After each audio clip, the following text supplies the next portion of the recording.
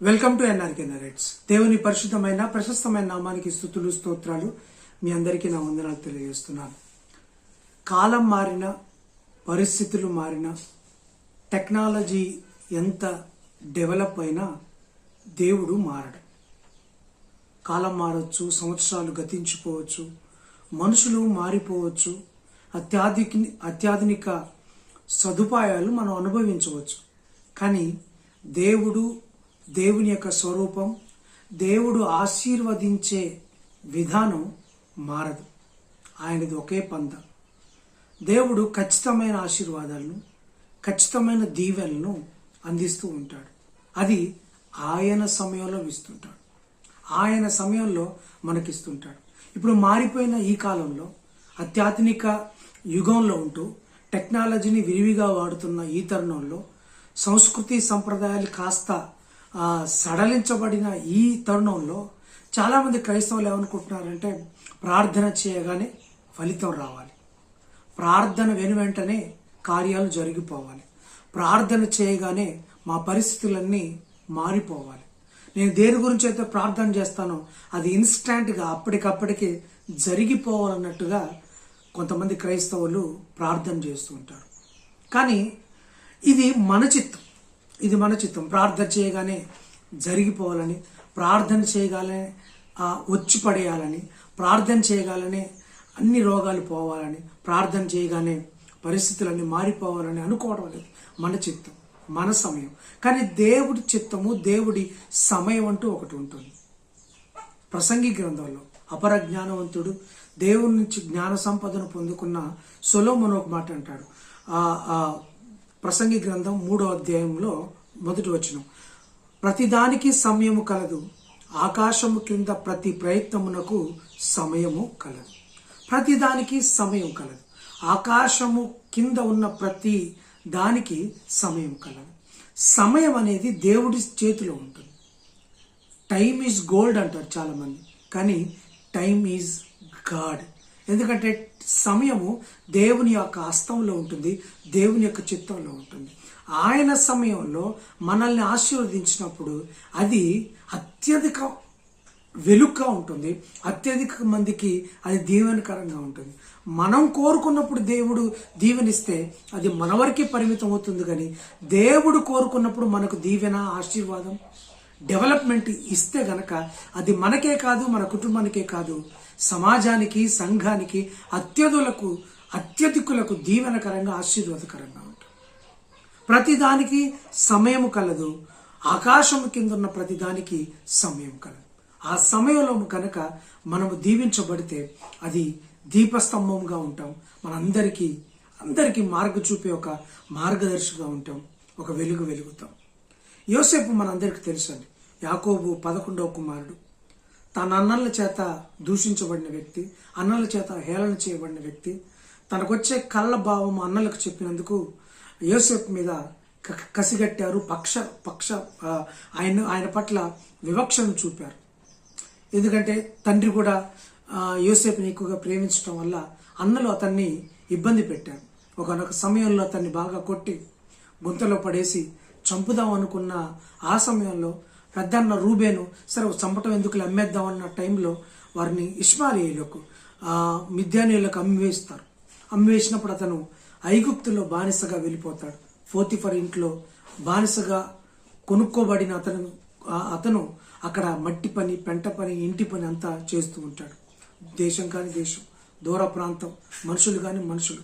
అప్పటికీ తండ్రి ఇంట్లోనే ఉన్న వ్యక్తి సడన్ గా వేరే దేశం వెళ్ళి వేరే మనుషుల దగ్గర చాలా ఇబ్బంది పడ్డాడు కూడా. సో ఇటువంటి సందర్భంలో ఏదేమైనా అక్కడ దేవుని చిత్తానుసారంగా బ్రతకటం నేర్చుకున్నాడు, దేవునికి లోబడి బ్రతకటం నేర్చుకున్నాడు. దేవుడు తోడుండటంతో అక్కడ ముందుకు వెళ్ళాడు. సరే, ఇలా వెళ్తున్నప్పుడు పోతిఫర్ భార్య అతన్ని మోహిస్తుంది, అతనితో పాపము చేయమని అతన్ని బాగా ప్రేరేపిస్తుంది. కానీ అతను చేయకుండా పారిపోతాడు. పారిపోయినందుకు రివర్స్గా యోసేపు మీద కేసు పెడుతుంది. నన్నే బలాత్కారం చేయబోయాడని అందరు నమ్ముతారు. యోసేపును జైల్లో వేస్తారు. జైల్లో కూడా చాలా నమ్మకంగా ఉంటాడు. జైలు అధికారికి కొద్ది రోజుల్లోనే నమ్మకస్తుడిగా మారిపోయి ఆ యోసేపు కింద కొంతమంది ఖైదీల్ని పెడతారు. ఇతను ఒక లీడర్గా ఉంటాడు అందులో. ఆ యోసేపు కింద ఉన్న ఇద్దరు ఖైదీల్లో ఒకరు పానదాయకుడు, ఒకరు భక్ష్యదాయకుడు. ఫరో రాజు దగ్గర అతనికి ద్రాక్ష రసాన్ని, జ్యూస్ను అందించే వ్యక్తి ఒకరు. ఇంకొక ఆయన అతనికి భోజనాన్ని, రొట్టెలను, బ్రెడ్లను అందించే వ్యక్తి ఒకరు. వారిద్దరు ఏదో తప్పు చేస్తారు, జైలుకు వెళ్తారు. ఇంకా నేరం అంగీకరించబడలేదు. నేరం అంగీకరించబడితే వారికి శిక్ష ఇవ్వబడితే అప్పటిదాకా వాళ్ళు జైల్లో ఉంటారు. అయితే వాళ్ళు ఒక కలగంటారు. ఆల్రెడీ కళ్ళభావం చెప్పగలిగిన సామర్థ్యం దేవుడు యోసేపు ఇచ్చారు కాబట్టి వాళ్ళు కలగంటారు. ఒకే రోజు ఒక కలగంటారు. ఆ కలభావం తెలియక వాళ్ళు దిగాలుగా కూర్చుంటారు. అప్పుడు యోసేపు వారి కళ్ళభావం చెప్తారు. ఆ పానదాయకుడికి ఏం చెప్తాడంటే, నీకొచ్చిన కళ వల్ల నీవు 3 రోజుల్లో ఫరో నిన్ను విడిపిస్తాడు జైలు నుంచి. నువ్వు ఆయన దగ్గర మళ్ళీ ఉద్యోగం చేస్తావు. ఆయన ఆంతరికంగా ఆయన యొక్క కిచెన్లో, లేకపోతే ఆయన పానదాయకుడిగా ఆంతరికంగా ఉంటావు అని చెప్తారు.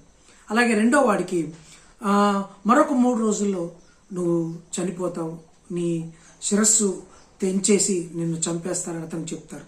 ఎగ్జాక్ట్గా చెప్పినట్టుగా 3వ రోజు ఫరో యొక్క జన్మదినం రోజు ఈ పానదాయకుడు ఎవరైతే ఉన్నారో అతను విడిపించబడతాడు. ఈ భక్ష్యదాయకుడు యోసేపు కలభావం చెప్పినట్టుగానే అతను చనిపోతాడు. అయితే ఎప్పుడైతే ఈ పానదాయకుడికి కలభావం చెప్పినప్పుడు యోసేపు ఒక మాట అతనితో అంటాడు. ఆదికాండం 40వ అధ్యాయము 14వ వచనంలో ఒక మాట ఉంటుంది. ఆదికాండం 40వ అధ్యాయము 14వ వచనంలో, కాబట్టి నీకు క్షేమము కలిగినప్పుడు నన్ను జ్ఞాపకము చేసుకొని నా యందు కరుణించి ఫరోతో నన్ను గూర్చి మాటలాడి ఈ ఇంటిలో నుండి నన్ను బయటకు రప్పించుము. ఇది యోసేపు పలికిన మాట. జైల్లో ఉంటాడు. అంతకుముందే తండ్రి దగ్గర నుంచి ఇక్కడ బానిసగా ఉంటాడు. అనేక శ్రమలు, కష్టాలు పడతాడు. ఆ తర్వాత చేయని నేరానికి జైల్లో పడతారు. జైల్లో పడ్డ తర్వాత కూడా అతను ఒకరికి సహాయం చేసినప్పుడు ఆ సహాయానికి ప్రతిగా నన్ను జ్ఞాపకం చేసుకోమని వేడుకుంటాడు. యోసేపు నుంచి ఇటువంటి మాటలు మనం ఎక్స్పెక్ట్ చేయం కదా. ఎందుకంటే యోసేపుకు దేవుడు తోడే ఉన్నాడు, దేవుడు చిత్తానుసారంగా ఉంటాడు. కానీ ఒక మనుషులను సహాయము అర్జించే పరిస్థితి యోసేపుకి వచ్చింది.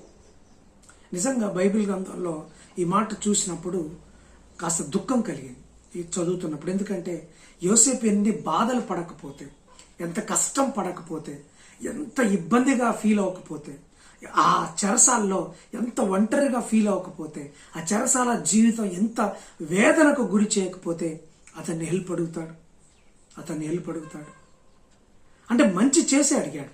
బాబు, నువ్వు 3 రోజుల్లో విడుదలవుతున్నావు, మంచి పోస్టులో ఉంటావు, రాజుగారి దగ్గర నువ్వు మంచి పోస్టింగ్లో ఉంటావు, ఉన్నప్పుడు నన్ను జ్ఞాపకం చేసుకోమని చెప్పటం, ఈ ఇంటిలో నుండి నన్ను బయటకు, అంటే ఆ జైలు నుంచి నన్ను బయటికి తెప్పించమని ప్రాధేయపడటం అనేది అది దేవుని చిత్తం కాదు. ఇక్కడ అది యోసేపు యొక్క సొంత ఆలోచన. ఆఫ్ కోర్స్ ఆయన కష్టాలు, ఆయన వేదనలు, ఆయన ఇబ్బందులు, ఆయన యొక్క పరిస్థితుల దృష్ట్యా ఒక మంచి చేశాడు కాబట్టి ఆ విధంగా హెల్ప్ అడిగి ఉంటాడు. ఇది యోసేపు బయటికి రావాలన్న సమయము, ఆతృత కలిగి ఉన్నాడు. కానీ దేవుని సమయం అది కాదు. యోసేపు బయటికి రావాలన్న ఆతృత కలిగి ఉన్నాడు, కానీ దేవుని సమయం అది కాదు. మరి ఒక 2 సంవత్సరాల తర్వాత మళ్ళీ ఒక ఫరో రాజు కలగంటాడు. ఆ కలభావం చెప్పినందుకు ఆ చెరసాల్లో నుంచి డైరెక్ట్గా ఐగుప్తు దేశానికి ప్రధానమంత్రి అవుతాడు. ఏనుగు అంబారి మీద ఊరెక్కుతాడు. పట్టు వస్త్రాలు ధరిస్తారు. ముత్యాలహారం, ఉంగరము. ఆ ఎంటైర్ ఈజిప్షియన్ కంట్రీకి ప్రైమ్ మినిస్టర్ అయిపోతాడు. రాజు తర్వాత అంతటి రాజు అవుతాడు, ఘనుడవుతాడు. ఇది దేవుడి సమయం. ఒకవేళ మనుష్య రీతిగా యోసేపు 2 సంవత్సరాల ముందే ఆ పానదాయకుని సహాయం అడిగాడు. ఒకవేళ అతను రాజు దగ్గరికి వెళ్ళి ఒకవేళ యోసేపుని కనుక విడిపించి ఉంటే యోసేపు ఎక్కడికి వెళ్ళేవాడు? ఏం చేయగలిగేవాడు? ఒక చిన్న ఉద్యోగం ఉండేవాడేమో, లేకపోతే అక్కడి నుంచి వేరే దేశం వెళ్ళిపోయేవాడేమో, లేకపోతే మళ్ళీ బానిసగానో ఇంకేదో పని చేసుకునేవాడు. ఒక అనామకుడిగానే, ఒక ఆర్డినరీ మ్యాన్ గానే ఉండేవాడు. ఏది, యోసేపు సొంత ఆలోచనతో అతన్ని సహాయం అడిగినప్పుడు, ఒకవేళ ఫరోని అతని సహాయం కోరినప్పుడు, ఫరో అతన్ని విడిపించినప్పుడు చెరసాల్లో నుంచి, యోసేఫ్ లైఫ్ జస్ట్ ఆర్డినరీగా ఉండేది. బట్ దేవుడి సమయం అంటూ ఒకటి వచ్చింది యోసేపు పట్ల.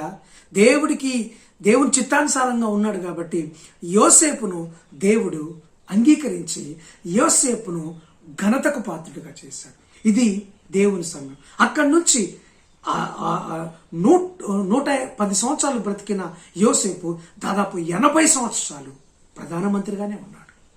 80 long years he was the prime minister, he was the finance minister. ఎవరికి సాధ్యం అండి? ఒక మంచి బ్యూటిఫుల్ వైఫ్, 2 కుమారులు, ఒక వారి యొక్క తండ్రి ఇంటిని కాపాడుకోగలిగిన గొప్ప ధీరోదాత్తుడు, ప్రపంచానికి ఆ రోజుల్లో కరువు ఉన్న ఆ ప్రాంతాలు అన్నం పెట్టిన అపర మేధావి, అన్నదాత, ముందు చూపు కలిగిన అపర జ్ఞానవంతుడు. ఇటువంటిదంతా అతను ఒకవేళ సొంత ఇచ్చతో అతన్ని ఆ పానదాయకు నిలబడిగాడు చూడు. ఆ సమయంలో ఒకవేళ తను బయటకు వచ్చి ఉంటే ఇదంతా అయ్యుండేది కాదు. కానీ నువ్వు కూడా నీ సొంత ప్రయత్నాలు చేస్తూ ఉండవచ్చు, సొంత ఆలోచనలు చేస్తూ ఉండవచ్చు, సొంత మోటోలో వెళ్ళిపోతూ ఉండవచ్చు. అది దేవుడి చిత్తం కాకపోతే నువ్వు జస్ట్ ఆర్డినరీగానే ఉంటావు. నీ బ్లెస్సింగ్స్ ఆర్డినరీగానే ఉంటాయి, నీ ఆశీర్వాదాలు ఆర్డినరీగానే ఉంటాయి, నీ థింగ్స్, నీ యొక్క పరిస్థితులన్నీ ఆర్డినరీగా ఉంటాయి. అదే దేవుని సమయంలో నువ్వు దీవించబడితే, ఆశీర్వదించబడితే, నువ్వు నీ కొరకే కాదు అనేక మందికి దీవెనకరంగా ఉంటావు.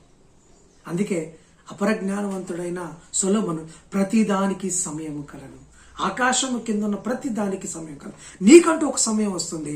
ఆ సమయం దేవునిది అయినప్పుడు ఆ దేవుడు నిన్ను హెచ్చించే సమయం బహు గొప్పగా ఉంటుంది. అనేక మందికి దీపస్తంభాన నిలబెడతాడు, కొండ మీద నిలబెడతాడు, అనేక మందికి మార్గదర్శిగా ఉంటాను. అయితే కంగారు పడబాకు, దిగులు పడబాకు, కృంగిపోకు, నీ సమయం రావట్లేదని ఇబ్బంది పడబాకు. నీకంటూ ఒక సమయం వస్తుంది. అయితే వెయిట్ చేయి, అయితే విశ్వాసంతో ఉండు. యోసేపు ఐగుప్తు దేశంలో దేవునికి నమ్మకంగా ఉన్నాడు, నమ్మకత్వాన్ని పాటించాడు. ఈరోజు నువ్వు కూడా దేవుని సమయం కొరకు కనిపెట్టు, నమ్మకత్వంతో ఉండు, విశ్వాసంతో ఉండు, నిరీక్షణ కలిగిన వ్యక్తిగా ఉండు. దేవుడు ఖచ్చితంగా ఒకరోజు నిన్ను అనేక మందికి దీవెనకరంగా చేస్తాడు. అది దేవుని సమయం అవుతుంది. నీ సమయాన్ని నువ్వు తీసుకోవటం కాదు, దేవుని సమయాన్ని నువ్వు పొందుకోవటం చేసుకో. అప్పుడు నువ్వు అనేక మందికి ఆశీర్వాదకరంగా ఉంటావు. అట్టి ఆశీర్వాదకరమైన వ్యక్తిగా, జనాంగంగా నిన్ను దేవుడు చేయనుగాక. ఆమేన్. God bless you.